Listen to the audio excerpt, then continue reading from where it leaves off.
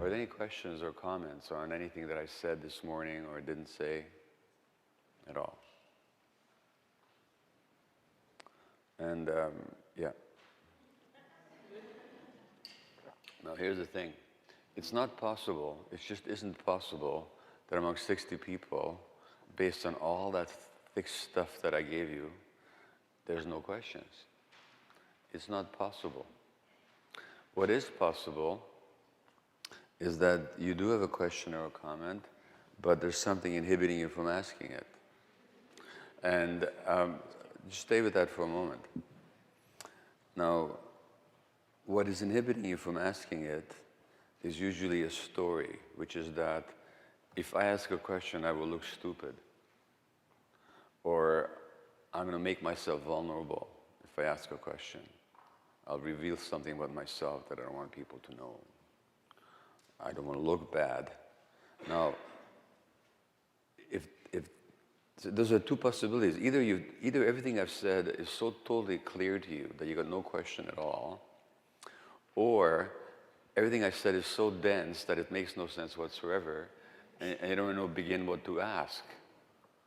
Okay, those are two possibilities. The third possibility is that there is something there that you'd be interested in, but there's something stopping you, and what's stopping you is those beliefs or something like that. Now, if that is the case, here's an opportunity for you. If you have a belief or an inhibition that if I ask a question, I will be exposing myself, or if you have the belief that if I ask a question, I may look stupid, or might look ignorant, or I might not be able to formulate it in a way that sounds reasonable. If you have those concerns, here's an opportunity to work with it, because those concerns have nothing to do with the present. They actually have to do with the past. If you have those concerns, you're actually still being controlled by what happened to you when you were 3-year-old and your parents made you feel like you're stupid. Or your parents made you feel that you're bothering them, that you're wasting their time because they're so busy and so stressed, so you shouldn't be intruding on them with your particular concerns. If you have those kind of beliefs in you, and a lot of us do, then that means we're still controlled by the past, decades later. So this is not, I'm quite comfortable with you not having any questions whatsoever.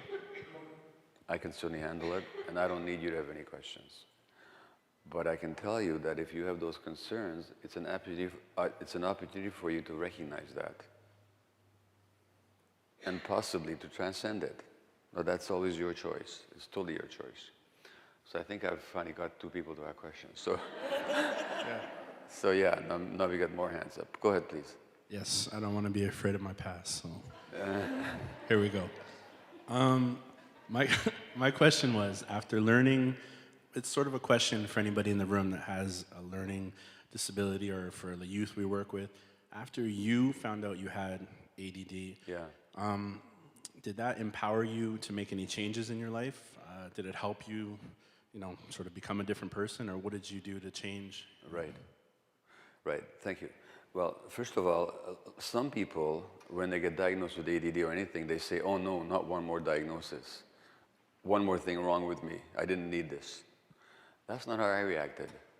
I reacted, this is fantastic. Actually, would somebody run out to the bookstore and grab me a copy of Scattered Minds? Would you mind, Audrey? Thank you. Oh, you have one here. Thank you. We got one. Thank you.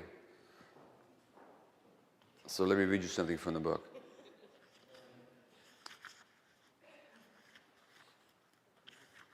In response to your question here. To dip my toe in, this is when I had coffee with this person, to dip my toe in was to know that unawares I had been immersed in it all my life, up to my neck.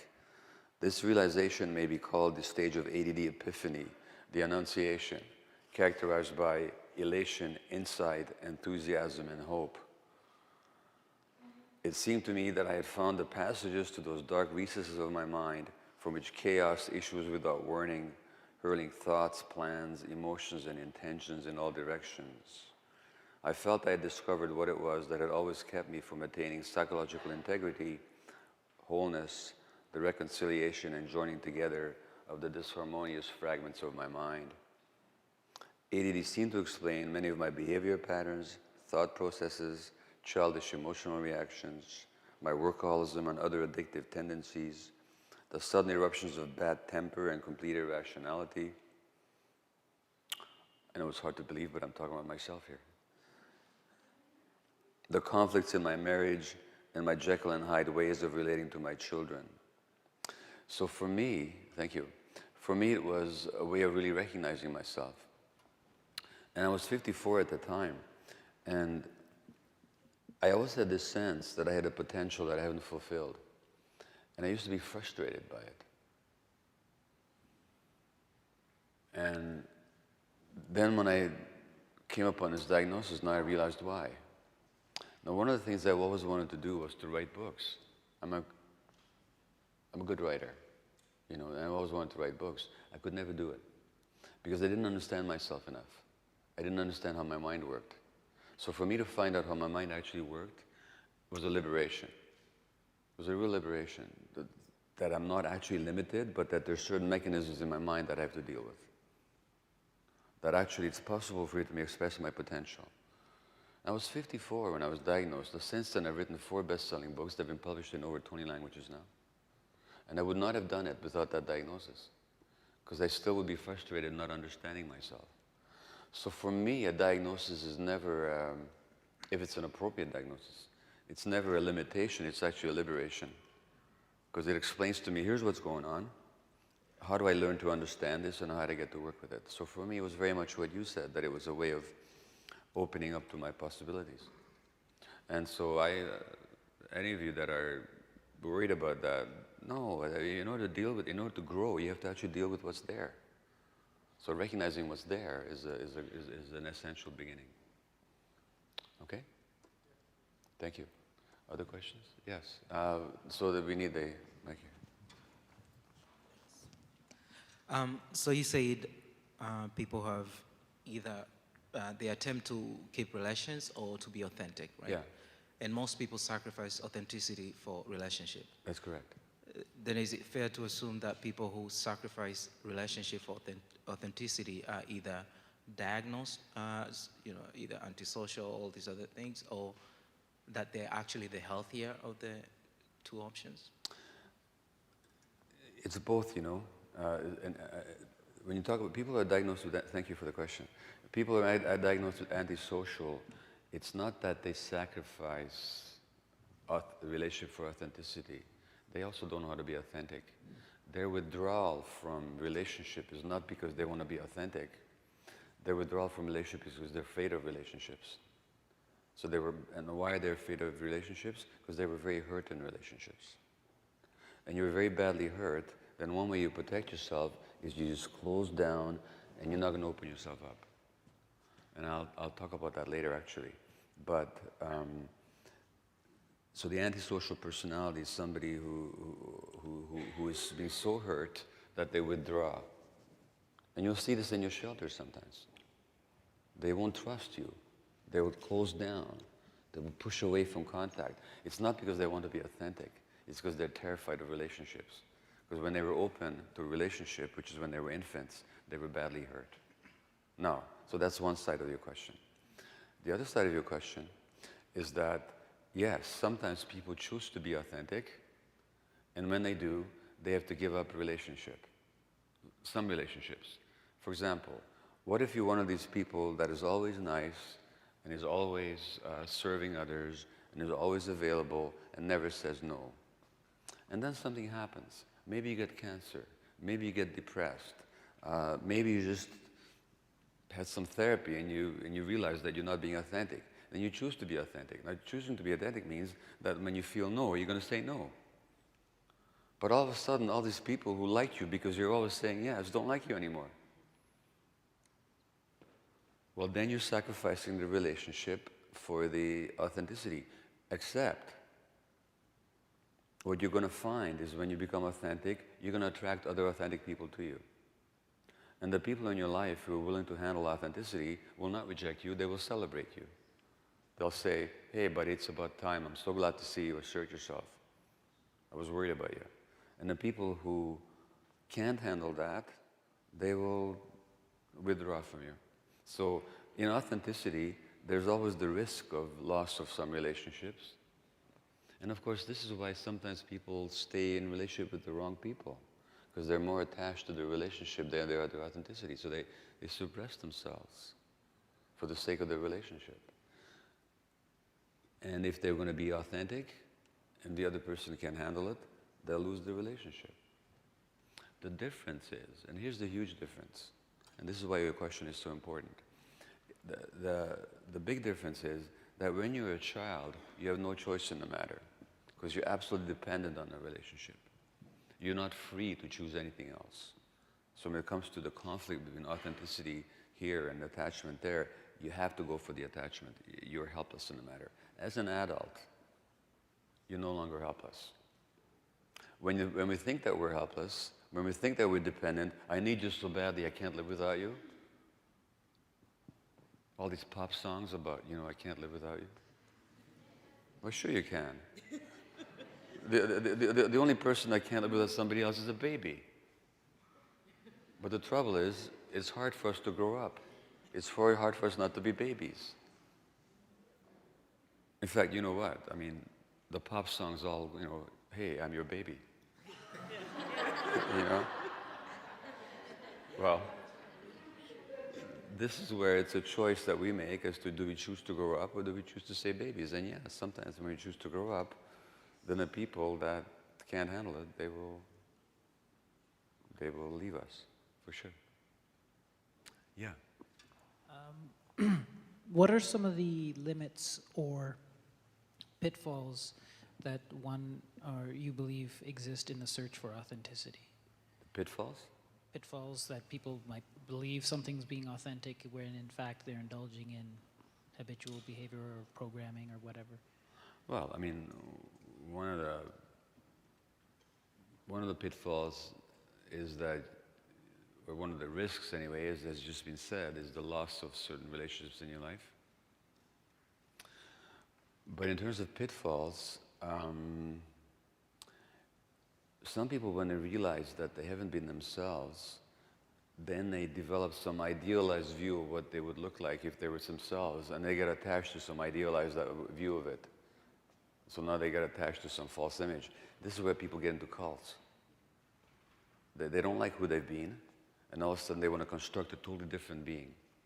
Instead of exploring who they really are and finding out what's really going on, then they identify with something external, like a cult leader or anything. And then, instead of being authentic, they just choose a different, more acceptable way of being inauthentic. That's the biggest pitfall, I think. And so that's why anything can become either something positive or something negative in your life. I mean, you can, for example, follow a spiritual path as a way of becoming authentic, but you can also follow a spiritual path as a way of staying inauthentic by identifying with some idealized image rather than with your true self. Is there a limit? Do you perceive, is there a quote-unquote a limit to how far one jumps into the waters of authenticity? Like, how far does one leave the world behind, or, in regards to maintaining attachments, or? Look how you formulated it. You say jumping into the water is like jumping into some kind of a canyon or some dangerous waters. It's not how I experience it. I don't experience authenticity usually as one of jumping. I usually as discovering day by day through some gradual practice and some self-awareness of how we're not authentic. It's not a question of jumping into anything, not in my view, because we already are authentic. You can't not be authentic. You're just not in touch with it. And we have all these defenses and all these mechanisms with which we keep from being authentic, like being nice all the time. So that it's not a question of jumping in, it's a question of uncovering through patient and compassionate, kind, self-observation, the way in which we're not being authentic. So one spiritual teacher says that liberation is not some great thing that you achieve all of a sudden. Liberation happens every time that you realize that you're not your personality. I think I think by jumping in, I meant in embracing authenticity, in the rapidity of how quickly one could embrace their authenticity. How much quote unquote reserve should they have for what they may or may not, like in regards to fear and really just stepping into it? There's always fear in moving towards authenticity because we've been taught since children to be afraid of our authentic selves. Because if we're our authentic selves, we're going to lose the world. That's the fear. So there's always going to be fear there, and I can't give you a general answer except to say that that fear has to be confronted. It has to be recognized, understood, and accepted. It's a process. Thank you. Yeah. Please. Can you hear me? I can hear you. Right. I'm at an awkward stage in my journeys as I approach the beautiful 5-0. And, You're a baby. and frontline work. Yeah. And I'm faced with, every time I go into a lot of the work, I love doing this. I've been doing this for over 25 years. Yeah. I just enjoy it because I love the connection, I love the community, I love that aspect of things. But I realize that as I get into certain, I call them institutions, where they work with, I have a lot of young heads coming out with lots of papers. And I heard you say last night, they have degrees, but they have no connection. And then when I go in and I try to do my pieces from my style, I break rules because they're meant to be broken. Yeah. And I see a lot of things that they do that I disagree with, and how they analyze and a few things that they do that I just disagree with. And when I try to address that, I get this, you're too old, you're not connected anymore, this is what this age group does, and this is what this does, and this is what this does. And I withdraw at times, or I go and I have the conversation, saying, am I taking it personal? Is this, yeah, I am college educated. I do have some university education. But is that all, is everything about that? And I'm wondering, I've been hearing you say a lot of things that we go through is coming from our childhood. So help me to own what that piece is. Okay, well, thanks for the question. It's a very brave question. Will you stay with the mic for a minute? Just keep the mic with you. What's your name again, sorry? Elaine. Sorry? Elaine. Elaine, yeah. Thanks for the question. So, I just want to make sure I understand the situation. You're working with younger people who got certain letters after the name that you don't have, but you've got the decades of experience and accumulated wisdom and insight. And they'll be saying or doing things in an intellectual way, but in a way that you feel is disconnected from reality. And you want to call them on it, you want to engage them in conversation about it, you want to challenge them. I have done that in the past and I've gotten fired. Sorry? Yeah. I have done that in the past and I've gotten fired. No, I got it. And when you do, then they'll tell you that they're educated and you don't know what you're talking about and so on, okay? So how do you deal with that, right? That's the question. So let me ask you this. In relationship to these younger fellow workers of yours that have got all these degrees and these analytical, intellectually honed opinions, how do you feel when you approach them? What's the feeling inside you when you approach them? A feeling as in, I don't feel any way. You really don't? No, well, yeah, I do. In a sense of, let me break it down. In the sense of, I'm like, a couple times, like even one of the general met, I have children older than these young people. Okay. And then I've said, how do sometimes I don't even know how to start the conversation. Okay, well, good. Now you're beginning to look at it. That's great. So I don't know, that's why I said I don't know if it's deep because... Well, okay, so in that statement, I have children older than these people. What's the sense there? In a sense, sometimes I feel belittled by, I guess, the position that I'm in versus where they're at. Uh-huh. So belittled, that means you're littler than they are. That's how I feel at times. Right. Now, I got news for you here. Okay? Belittled is not a feeling. Feelings are, I'm hungry, I'm tired, I'm sad, I'm angry. By the way, I appreciate the work you're doing with me. You're doing it for everybody else here. You understand that? Okay, so that's really great. So what I'm saying is, not, although it's in response to you, it's not personal to you. I'm just talking about general human dynamics here. Okay, but you also apply to you and I. But belittled is not a feeling. Belittled is, feelings are, I'm tired, I'm hungry, I'm sad, I'm angry. Those are feelings. What is belittled? Yeah? It's what? There's resentment there. Okay, fair enough. We'll come back to that. Thank you. But it's a judgment, as somebody said. So belittled is a perception. It's a point of view. Okay? How do you feel when you perceive that you're belittled? What's the feeling? Most times frustrated. Frustration, which includes resentment and anger, and also probably shame. Right? So then you approach them from this position of frustration and resentment and shame. How effective do you think your communication is going to be from that position? Not very effective. It's not going to be very effective. Why on earth would they even listen to you? You've already made yourself small and ashamed and angry even before you open your mouth. Why would they listen to you? Now, energetically, they pick up on that. They may not even know it, or to articulate it, but we respond to people's energies much more than we respond to their words. It's your energy that they're responding to. Your energy is toxic at that moment to yourself, and therefore to them.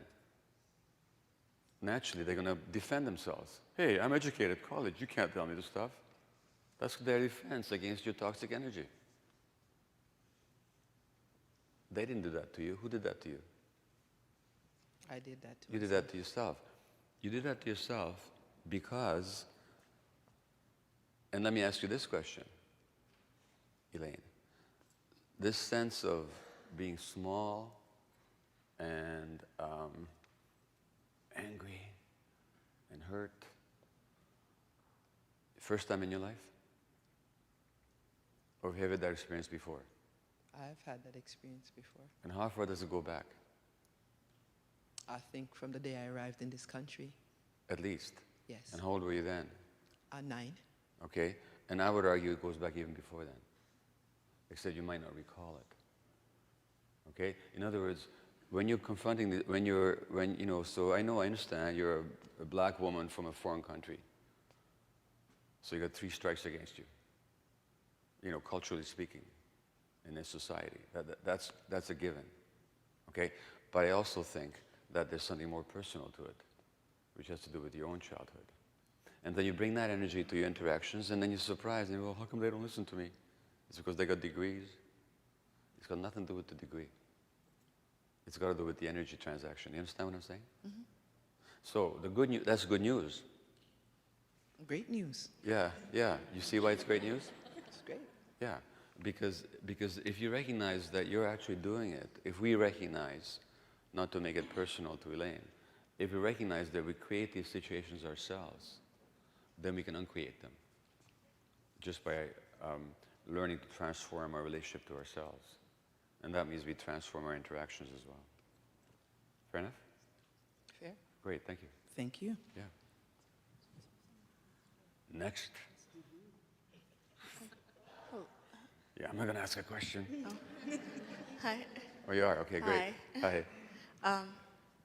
My question goes back to the comment about authenticity. Yeah. And attachment in relationships. So just recently, I've kind of discovered that being myself is a lot better than trying to be somebody else. Really, you found that out, huh? Yeah, it's weird. It took me like 30 years, so I figured it out.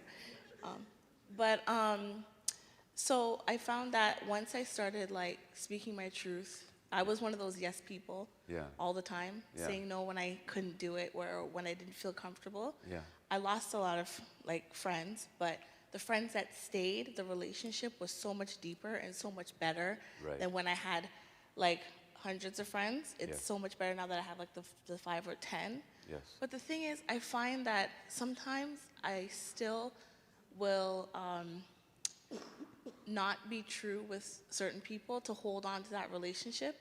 And I'm wondering, why do I still do that? Because I know from experience that the relationships I have with the people that I'm true are way better than the relationships I have or I'm having with the people that I'm trying to be someone else with. Yeah. But why do I still do that? And sometimes it honestly, it feels like I'm wearing like you're wearing a corset for some of you women out there. It's like wearing a corset every time you're around that person. Like you can't breathe. I got it. But we still do it. Like I don't understand why we still do it, even though we know the positive of not doing it. I got it. So, when you say that you discovered the benefits of authenticity, by the way, this book, When the Body Says No, that I've been quoting you from, it's dedicated to my mother, but also to a great Canadian-Hungarian doctor. His name was Hans Selye, and he's the one that did the work on stress. And Selye said, along the lines of what you said, he said that the biggest stresses on human beings are emotional ones, and the biggest stress of all is trying to be who you're not. So that's what you found out. But how long ago did you find that out? It's kind of sad. I found it out like earlier this year. Earlier this year? I was walking. Yeah. I was walking by a coffee shop, and it's a coffee shop at my house, and they, on their sandwich board, they always have different, like, quotes. Oh, yeah. And one of them said, "Be yourself, everyone's taken. Everyone else is taken."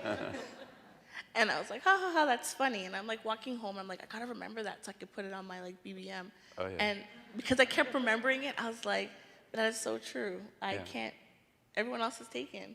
Yeah. And then through that, I started like, doing some reading and journaling and stuff like that and figuring stuff out about myself.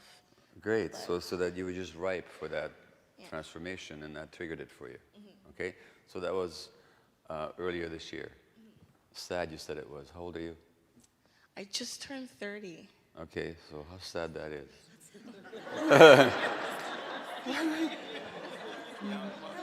No, Here it's here I'm- sad because I feel like I look back now on like my high school years and like my college years, and Yeah, I'm like, so yeah. many things would have been different I if know. I had known that back in high school. Like I know. that I and- didn't need to do what everyone else was doing, you I know? And if a cow had wings, they could fly, you know? I understand what you're saying. There's a sense of loss and regret over a lost possibility. But in fact, consider that those 30 years were your training to be yourself. That's what you had to go through in order to learn. Nothing sad about it. Look, if you're sad, I'm 68. I'm still working on it. You got 38 years on me, you know? But in terms of your question about why it's so difficult, despite what you learn, but first of all,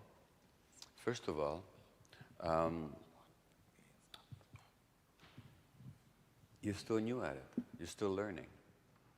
So instead of being frustrated with yourself about, like when you say, why am I still like that? Now there's two ways to ask that question. If you say, why am I still like that? If I said to you, why are you like that? Is that a question or a statement? It's a statement. And what is the statement saying? What's that? You're not good enough. So when you ask it like that, you're accusing yourself. You're not actually asking a question. You're making an accusation against yourself that you're not good enough. Right? Now, there's another way to ask the same question. I could ask you, gee, I'm curious. Why do you do that? Why are you like that? Well, what do you suppose, is behind that? Now, is that a question or a statement? That's a question. Which one do you think you're more likely to answer? If I say to you, why are you like that? Why are you still doing this? Or what if I said to you this? What's your name? Kay? What if I said to you, Kay, Hey Kay, here it is. Here's your 30, and you're an intelligent woman, and you've learned all these things, but I'm noticing that despite what you've learned, you're still doing some of the same things that you used to do before. Now, why do you suppose that is? Now, that's a question. Which one do you think you might more open up to? The first way of putting it or the second way? So that the first thing is, you've got to ask yourself the right way. In other words, you have to ask it with compassion. Remember I said compassion for yourself. Compassionate curiosity. To be really, no, when you say, why am I like that? That's not a question. That's a statement. I already know. I'm like that because I'm not good enough. But if you ask it compassionately with curiosity, then you might be able to come up with the answer. So I suggest that every time that question comes up for you, ask it with that compassionate curiosity rather than as a self-accusation. Then the answer will come to you. Because otherwise, because if I attack you, what are you going to do? You're going to defend yourself. But if I treat you with compassion, you're going to open up. There's a spiritual teacher who says, I've been quoting him today, he says that only when compassion is present will people allow themselves to see the truth. So if you want to see the truth, you need to be compassionate with yourself. So that's the first point, okay? The second point is, this is new territory for you. There's stuff you still have to learn. Now the Buddha, who's one of the great teachers of all time, of course, he said, he had this image of two strong men pulling a third one, a weaker one, towards a precipice, and they're going to throw him off into the abyss. And this poor, weaker guy digs his heels into the ground, he tries to resist, but they're stronger than he is. And the Buddha said that those two strong men are what he called our habit energies, the things that we've been habituated into doing all our lives. They're just ingrained in our brains, like fixed patterns. And the weaker guy, he says, is our untrained mind. So if we want to overcome our habit energies, now for you, to suppress yourself in the presence of some people is just a habit that you've learned very early in life, that before you had any choice in the matter. It's ingrained in your brain. There's brain circuits who are telling you that if I'm authentic, that's not good. Those are your habit energies. So that's an automatic behavior for you. And that automatic behavior is there despite what you know intellectually, despite what you've learned. So those habit energies in certain situations will get triggered. Unless you train yourself very patiently. I mean, you wouldn't expect to go into a gym and press 150 pounds on the first day. You're going to press maybe 25 pounds. So right now, you're pressing maybe 75 pounds. You want to press 150 pounds, you have to train yourself some more. Overcome those habit energies. That's all. That's all. Now, as to why some people than others, you might give me an example of who is the kind of person with whom you suppress yourself. I don't need to know their names, but can you tell me something about their quality?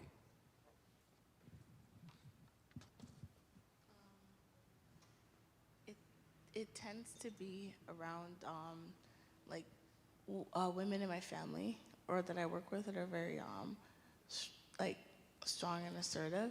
Strong and assertive. Yeah. So powerful people? Yeah. So the more powerful they are, the more repressed you get. Is that what it is? Yeah. Okay. What does that remind you of? Like thinking about it now, when I was a child, my mother moved to Canada. Yeah. And I lived with my grandparents and my father in Yeah. Jamaica. Yeah. In that household, my grandmother was like top dog Yeah. in that household, and she ruled with like an iron fist. And she's very she was still loving and everything, but she was very much about what is proper and what is not proper. So very controlling, really. Yes. Yeah. So as a kid, when I want to go, I used to have this habit my mom would tell me about when I was younger. Like whenever they'd go to give me a bath, they'd have to lock the door because as soon as clothes came off, I was running down the street. And like I was very much like wild and crazy, and my mom was okay with that. But then when I moved into that household, it was very much like, no, you can't do this, and Okay. very like you had to suppress it. And one of the things Yeah. that always sticks in my mind was I would be going out to play with my friends, but my grandmother would dress me in a white dress with white socks and white shoes and then tell me not to get it dirty. My God. Okay, that's a serious control issue.